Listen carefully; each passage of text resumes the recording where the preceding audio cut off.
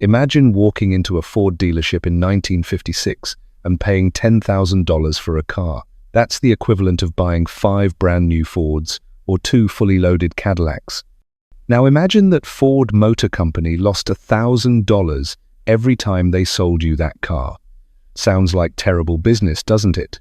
Yet, that's exactly what happened with the Continental Mark II. Here's what makes this story even more remarkable. Ford knew they were losing money on every sale, and they kept building them anyway. Why? Because William Clay Ford, grandson of Henry Ford himself, was determined to prove that America could build a car as elegant and well-crafted as any Rolls-Royce. At just 26 years old, he led a hand-picked team with a clear mission: build the finest automobile in the world, regardless of cost. And they succeeded. Elvis Presley bought one in Miami and drove it back to Memphis himself. Frank Sinatra owned one. So did Elizabeth Taylor and President Eisenhower. The automotive press praised its restrained elegance in an era obsessed with chrome and tail fins. Yet just 2 years after its debut, the Continental division was shut down, having produced only 3,000 examples. This is the story of American ambition meeting economic reality. It's about what happens when perfection becomes the enemy of profit, and why sometimes even the most beautiful machines can't survive in the marketplace. Section 1. The genesis of an American classic. You have to understand the world William Clay Ford was stepping into when he took charge of this project in 1953. The original Lincoln Continental from 1939 through 1948 had become legendary. It started as a one-off custom car for Edsel Ford, and the public response was so overwhelming that it went into production. Those original Continentals captured something special, a blend of American power with European elegance that resonated with discerning buyers. For 8 years after 1948, Lincoln dealers had been asking, practically begging, for a successor to that Continental. They knew there was a market for it. Meanwhile, Ford was watching Cadillac dominate the luxury segment, and that didn't sit well with Henry Ford II and his younger brother Bill. The Ford family had learned some hard lessons. Henry Leland, the man who founded Cadillac from the remnants of Henry Ford's failed startup, had also created Lincoln. When Lincoln went bankrupt in 1921, Henry Ford bought it, but Lincoln had never achieved the prestige of Cadillac. Now, in the 1950s, with the company family-owned and profitable, the Fords had both the resources and the motivation to try something ambitious. Bill Ford assembled a star-studded design team. Chief designer John Reinhardt worked alongside Gordon Buerig, the man who had designed the legendary Cord 810 and 812. These weren't just stylists, they were artists who understood proportion, line, and restraint. Their challenge was to create something that honored the spirit of the original Continental while being thoroughly modern. The design philosophy was radical for 1956 America. While Cadillac, Chrysler, and even their own Lincoln division were piling on chrome and growing tail fins, the Mark II team went the opposite direction. They studied European coach builders, looked at Rolls-Royce and Bentley, and decided that true luxury didn't need to shout. The result was a car with clean, unbroken lines, minimal chrome trim, and proportions that emphasized elegance over flash. By June 1953, a full-size Clay model was approved. This was no ordinary development program, it was treated like a skunkworks project, separated from Ford's regular operations. In April 1955, Ford created the Continental division as a standalone entity, giving it equal status with Ford, Mercury, and Lincoln divisions. The Continental division had its own dedicated facility, a $25 million plant in Allen Park, Michigan, purpose-built for hand assembly. The debut was carefully orchestrated for maximum impact. On October 5, 1955, the Continental Mark II was unveiled at the Paris Motor Show. Why Paris?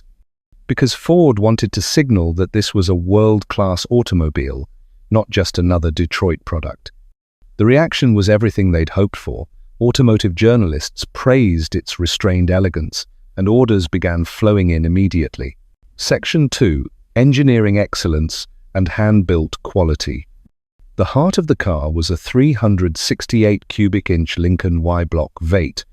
For 56 models, it produced 285 horsepower at 4,600 RPM, increased to 300 for 57. But here's what set it apart. Every engine was hand-selected, blueprinted, and dyno-tested for 6 hours before installation. 6 hours. That was unheard of in America, where assembly line speed was king. The engine featured distinctive finned, cast aluminum valve covers unique to the Continental. Because it sat lower in the chassis to achieve that sleek profile, engineers designed a special oil pan for adequate lubrication on steep grades. The 3-speed turbo drive automatic delivered smooth power. A popular mechanics test reported 16.7 miles per gallon at a steady 50 miles per hour, respectable for a car weighing 4,825 pounds. The real story was in the chassis. Engineers developed a Y-shaped frame specifically for the Mark II, allowing for a step-down design where passengers stepped down into the car.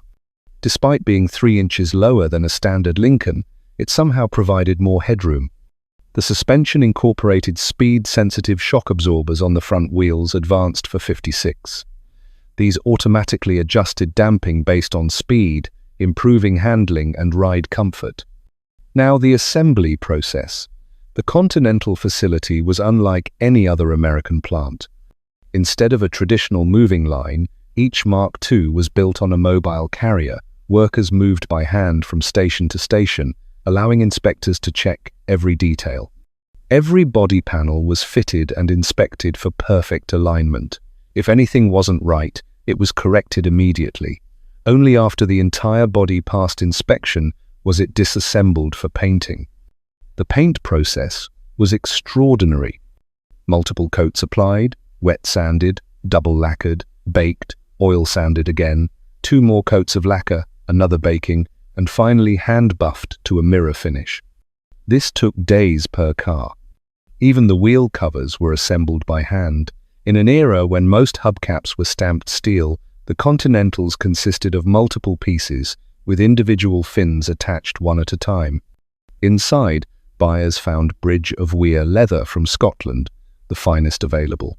Every component, power seats, power windows, even vent windows was standard. The only option was air conditioning at $595, though fewer than 500 buyers selected it. Ford claimed it took 4 times more labor hours to assemble a Mark II than a standard Lincoln. When you consider Lincoln was already a premium car, you understand why the economics didn't work. Section 3. The price, the market, and the mathematics of loss. The base price was $9,966, commonly rounded to $10,000. To put that in perspective, a top-line Cadillac Sedan DeVille cost about $5,000. A Chrysler Imperial LeBaron Crown ran around $5,400. You could buy an entire Ford Custom line for $2,000.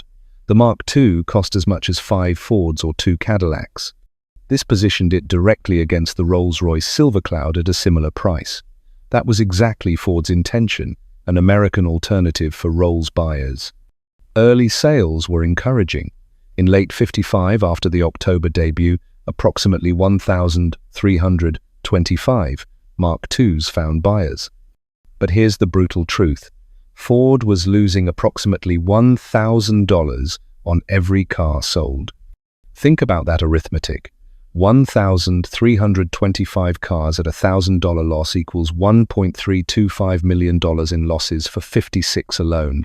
This was when a nice house cost $12,000 and average wages were $4,300. The problem was multifaceted. First, hand assembly was inherently expensive. Second, the Continental division had significant overhead, that $25 million facility, engineering staff, marketing expenses. Third, Ford had set quality standards that made cost control impossible. Why would Ford accept these losses? They were privately held, and the Ford family could make prestige decisions over quarterly profits. The Mark II was a halo car bringing prestige to the entire brand. But in January '56, just as the Mark II ramped up, Ford went public. Suddenly, those losses had to be explained to shareholders. Continental's red ink became a visible problem on public statements. Market dynamics shifted quickly. After initial sales, the pace slowed dramatically. Transaction prices dropped from 10,000 to around 8,500 as dealers discounted inventory. Early buyers weren't happy seeing the same car selling for 15% less months later. For 57, only 444 Mark IIs found buyers. That's catastrophic, from over 1,300 to fewer than 500. At that volume, with those losses, the Continental division became financially untenable. In total, 3,005 Continental Mark IIs were produced. The vast majority were 56 models. To compare, Cadillac's Eldorado Broman 57 cost $13,074. GM reportedly lost $10,000 on each one. But Cadillac could bury those losses in massive overall profits. Continental division stood alone, and its losses were too visible. Section 4. The Celebrity Connection. When Elvis traded a lipstick-covered Lincoln. Now we come to one of the most entertaining aspects of the Mark II story, its celebrity ownership. If you're going to lose money building expensive cars, you might as well sell them to famous people who'll generate publicity. Elvis Presley bought his all-white Mark II in August '56 in Miami, paying $10,688. But the story of how he came to buy it is pure Elvis. The King was on tour in Florida, performing multiple shows. He'd driven down from Memphis in his Lincoln Premier, a nice car, but not the Continental. After one show, Elvis discovered fans had covered his Lincoln in lipstick messages. Most people would have hit a car wash.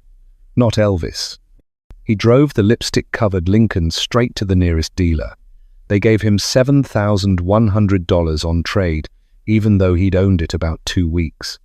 He drove off in the brand-new all-white Mark II with white leather interior. Elvis used that Continental for the rest of his Florida tour and drove it back to Memphis himself. He kept it for several years, even taking it to New Orleans during the filming of King Creole in '57. The car is now part of the Presley Motors Museum at Graceland and was displayed at the New York International Auto Show in 2022 for Lincoln's 100th anniversary. Frank Sinatra owned one. Elizabeth Taylor received hers as a gift from Warner Brothers, reportedly painted a shade matching her famous blue eyes. Other notable owners included Dwight Eisenhower, Nelson Rockefeller, Barry Goldwater, and the Shah of Iran. This celebrity ownership was exactly what Ford hoped for. These were people who could afford any car in the world, including Rolls-Royces. When they chose the Mark II, it validated Ford's vision. But here's the irony. All that celebrity cachet couldn't save the Continental division from the accountants.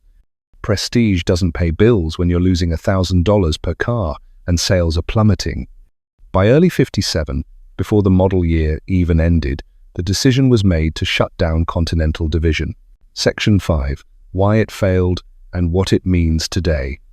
So why did the Mark II fail? It wasn't a bad car, it was arguably the finest American automobile of its era. The failure wasn't about design or engineering. It was about economics, timing, and market dynamics. First, timing was wrong. Ford's public offering in January '56 fundamentally changed everything. A family business can make long-term prestige investments that lose money short-term. A public company answers to shareholders every quarter. Continental's losses went from calculated risk to liability on public statements. Second, market positioning was problematic. The Mark II fell into an uncomfortable gap. Too expensive for traditional luxury buyers who shopped Cadillac and Imperial, they wanted the latest styling, chrome, and tail fins. The Mark II's restraint looked conservative compared to a '57 Eldorado, but it wasn't quite expensive or exclusive enough to pull buyers from Rolls-Royce and Bentley. Those buyers purchased European cachet, centuries of tradition, and the status of British luxury. The Mark II was beautifully built, but still a Ford product from Detroit. Third, lack of model variety hurt sales. Continental planned a retractable hardtop convertible and four-door sedan, but only the two-door hardtop reached production. Buyers wanting 4 doors or a convertible were out of luck. Compare that to Cadillac, which offered multiple body styles, colors, and trims. Fourth, distribution created problems. Only about half of Lincoln Mercury dealers sold the Continental. They were required to invest in expensive materials and keep 10% inventory in Mark IIs. Many decided it wasn't worth the hassle. Fifth, competition evolved. GM responded with the Eldorado Boardroom featuring cutting-edge air suspension. While GM also lost money, it was a halo car for Cadillac. The Boardroom got people into showrooms where they might buy less expensive models. The Continental got people into Lincoln showrooms, but regular Lincolns looked nothing like the Mark II. Continental division shut down in early '57. For '58, Ford tried again with the Mark III at a $6,000 price point using conventional production. The dream of an American Rolls-Royce was over. What's the legacy? In collector circles, it's recognized as one of the finest American cars ever built. The Milestone Car Society designated it a milestone car. Well-preserved examples command strong prices, with pristine or celebrity-owned examples reaching 6 figures. The Mark II influenced Lincoln styling for years. That signature Continental spare tire bulge became a Lincoln trademark through the '60s. The 4-pointed star emblem became Lincoln's badge. But perhaps the most important legacy is what it taught Ford about luxury markets. You can't will a luxury brand into existence by building a better car. Luxury is about perception, heritage, and brand positioning as much as quality. Cadillac dominated not because their cars were better, but because they'd spent decades building brand equity. The Mark II also demonstrated the dangers of perfectionism without market constraints. When engineers specify 6 hours of dyno testing, when assembly involves disassembling and reassembling each car, when every wheel cover is hand-assembled, you're not building a product, you're creating art. And art doesn't scale profitably.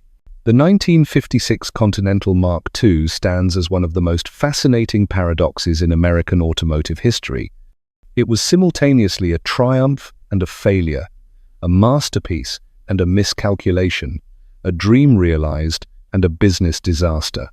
Ford succeeded in building exactly what they set out to create, an American automobile that could stand alongside the finest cars in the world. The Mark II was elegant, beautifully constructed, technologically advanced, and exclusive. It attracted the right buyers, celebrities, executives, and enthusiasts who appreciated quality over flash. But Ford also learned a painful lesson about the economics of prestige. Losing $1,000 on every car sold, even when selling to Elvis and Sinatra, isn't sustainable. When you're a newly public company trying to prove yourself to Wall Street, that red ink becomes intolerable. The Mark II's short 2-year run produced only 3,000 examples, making survivors relatively rare today. About 1,500 are believed to still exist, cherished by collectors who recognize them as rolling works of art from an era when Detroit dared to compete with Europe's finest. Think about what the Mark II represents in American automotive history. It came from a moment when anything seemed possible, when the economy was booming, when Detroit's big dreams weren't yet tempered by oil crises and foreign competition. It was built by a generation that believed American industry could do anything. In that sense, the Continental Mark II is quintessentially American ambitious, almost to the point of recklessness, beautifully executed, but ultimately impractical. It's the automotive equivalent of going to the moon, an achievement that proved we could do it, even if the economics didn't work out. For those of us who love classic American cars, the Mark II remains endlessly fascinating. It represents the road not taken, where Detroit chose elegance over excess, restraint over chrome, quality over quarterly profits. That such a car existed at all in '56 America is remarkable. That it came from Ford, not a European coach builder, is even more so. When you see a Continental Mark II at a car show or auction, take a moment to appreciate what you're looking at. You're seeing the car that cost Ford $1,000 every time they sold one. The car Elvis bought after fans covered his Lincoln in lipstick. The car that proved America could build world-class luxury automobiles even if we couldn't quite figure out how to make money doing it. If you owned a Mark II or knew someone who did, I'd love to hear your stories in the comments below. What do you think, was the Mark II a noble failure or a successful prestige play that simply ended too soon? And if you enjoyed this deep dive into one of America's most interesting luxury cars, please hit that subscribe button. More classic car stories are coming your way. Thank you for watching. And remember, sometimes the most beautiful machines are the ones that make the least financial sense. The Continental Mark II proved that beyond any doubt.